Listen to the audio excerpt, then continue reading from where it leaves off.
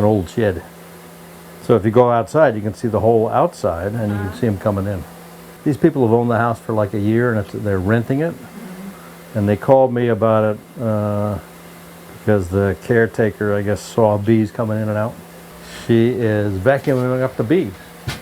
We're taking them off because they come out, because now it's exposed, they come out and they go to the light. And they go up to the skylights. So you suck in the bees, and this thing is a vortex machine.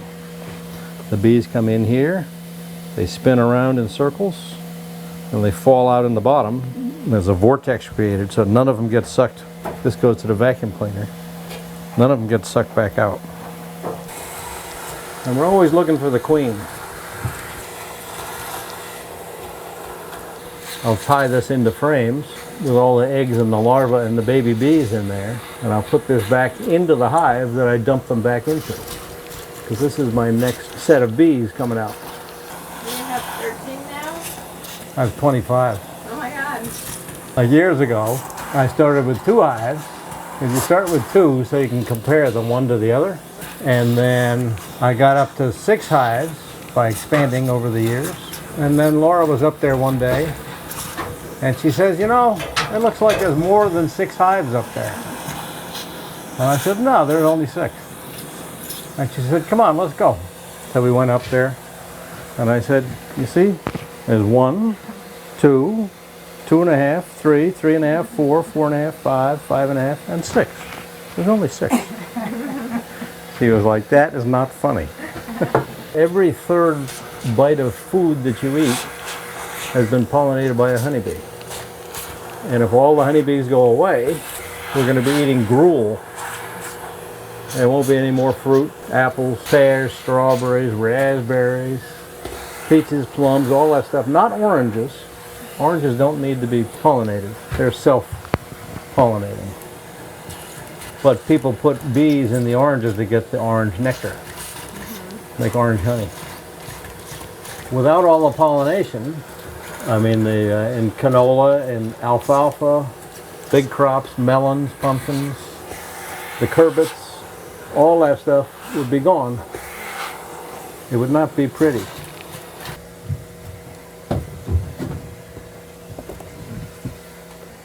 And it's all very fragile. It's all brand new. Yeah, beautiful. Yow! Hold on. I'm just checking for the queen here.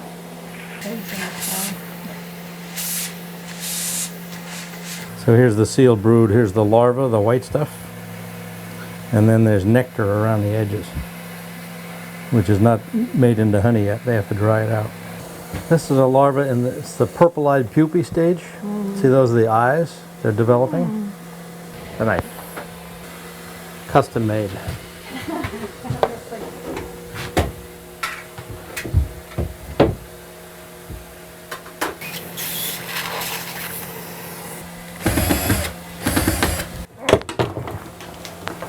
Venus used to call us the elegant house wreckers. The unveiling. So what I'm doing here is just checking for the queen, because these guys are all captured already. And she might have a yellow dot on her, which is this year's color. Because I brought in 140 packages of bees, and a package starts a new hive. It has 10,000 bees in it, about 3 pounds, and 1 queen. And we mark them on their thorax. You have the 3 pieces, the head, the thorax, and the abdomen. And then I know another guy brought in another 50. So there are at least, we brought in at least 200 packages, 200 new hives. And this year's color is yellow. So if this swarmed out of somebody's kept hive, or it might be an old hive, if you get stung, don't drop it. I had a call today from one of the pesticide guys about another removal on Main Street. I'm going to go look at. I've got another one out in Madigan Road next week. I got another one on Vestal Lane. I got 3 on Westchester Extension. Sounds good. They're like all over the place. This is the old cap brood that was laid first, and they are hatching out. And here's the larva filling in the empty spaces. And if you look on the outside edge, you'll see some eggs, little white threads. And out here is the new stuff.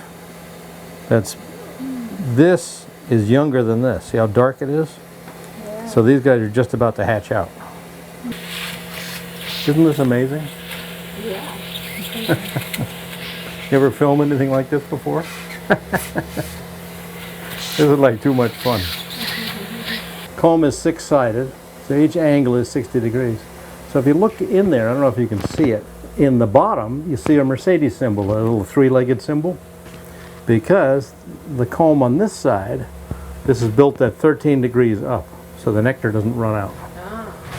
So if you look through, you'll see that Mercedes symbol because they build the cells, they offset them by a third, so it's round on this side and round on this side, because they're so efficient. That's how they build all their cells. And this is all just wild, this is all pure beeswax. I try to take these out as big as possible, these pieces, so we can tie them back into the combs. You learn something new every day about bees, how they build and what they do.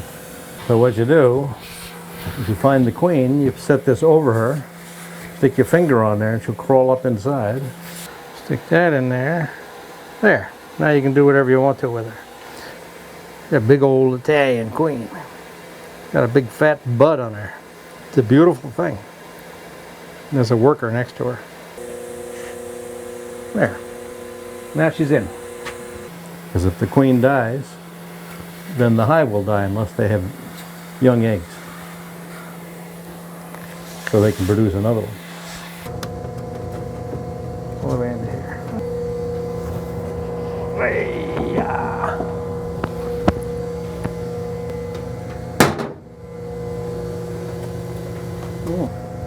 The big mama.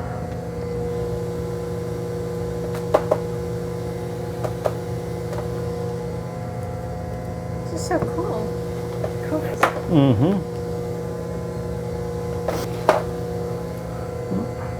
There's a bee on there. And this is full of nectar That's so nice. and a little bit of capped honey. You can eat some nectar if you take and shake them, and the nectar doesn't come out on the floor, then you can eat it. Then it's dry enough. Pretty delicious. If you get it any fresher than that, you're going to get slapped.